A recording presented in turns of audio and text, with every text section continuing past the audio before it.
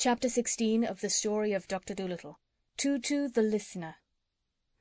Having thanked the sharks again for their kindness, the doctor and his pets set off once more on their journey home in the swift ship with the 3 red sails. As they moved out into the open sea, the animals all went downstairs to see what their new boat was like inside, while the doctor leant on the rail at the back of the ship with a pipe in his mouth, watching the Canary Islands fade away in the blue dusk of the evening.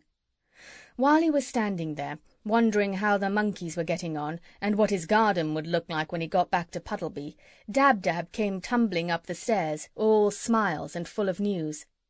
"Doctor," she cried, "this ship of the pirates is simply beautiful, absolutely. The beds downstairs are made of primrose silk, with hundreds of big pillows and cushions. There are thick, soft carpets on the floors, the dishes are made of silver, and there are all sorts of good things to eat and drink, special things. The larder, well, it's just like a shop, that's all. You never saw anything like it in your life. Just think, they kept 5 different kinds of sardines, those men. Come and look. Oh, and we found a little room down there with the door locked, and we are all crazy to get in and see what's inside. Jip says it must be where the pirates kept their treasure, but we can't open the door. Come down and see if you can let us in." So the doctor went downstairs, and he saw that it was indeed a beautiful ship. He found the animals gathered round a little door, all talking at once, trying to guess what was inside. The doctor turned the handle, but it wouldn't open. Then they all started to hunt for the key. They looked under the mat, they looked under all the carpets, they looked in all the cupboards and drawers and lockers, in the big chests in the ship's dining room, they looked everywhere. While they were doing this, they discovered a lot of new and wonderful things that the pirates must have stolen from other ships.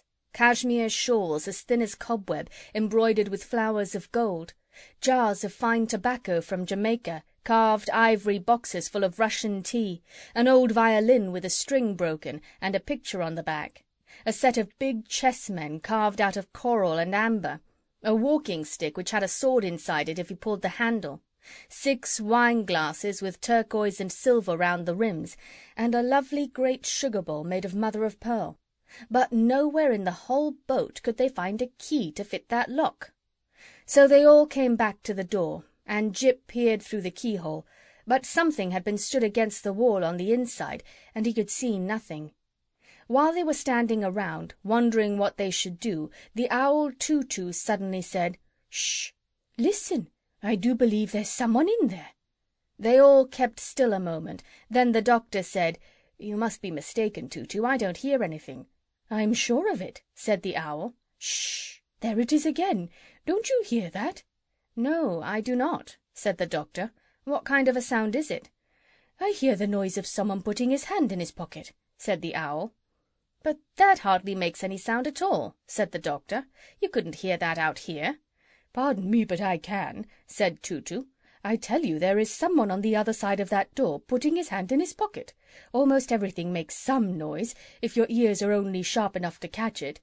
Bats can hear a mole walking in his tunnel under the earth, and they think they're good hearers, but we owls can tell you, using only one ear, the colour of a kitten from the way it winks in the dark."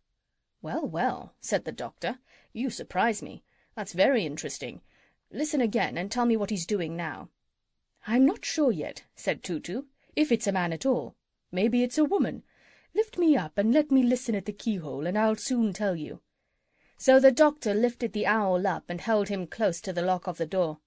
After a moment Tutu said, "Now he's rubbing his face with his left hand. It is a small hand and a small face. It might be a woman. No. Now he pushes his hair back off his forehead. It's a man all right." "Women sometimes do that," said the doctor. "True," said the owl, "but when they do, their long hair makes quite a different sound. Shh! Make that fidgety pig keep still. Now all hold your breath a moment so I can listen well. This is very difficult, what I'm doing now, and the pesky door is so thick. Shh! Everybody quite still. Shut your eyes and don't breathe." Tutu leaned down and listened again very hard and long. At last he looked up into the doctor's face and said, "The man in there is unhappy. He weeps. He has taken care not to blubber or sniffle, lest we should find out that he is crying, but I heard quite distinctly the sound of a tear falling on his sleeve." "How do you know it wasn't a drop of water falling off the ceiling on him?" asked Gub-Gub. "Pshaw! Such ignorance!" sniffed Too-Too. "A drop of water falling off the ceiling would have made 10 times as much noise." "Well," said the Doctor, "if the poor fellow's unhappy, we've got to get in and see what's the matter with him. Find me an axe, and I'll chop the door down." Chapter 17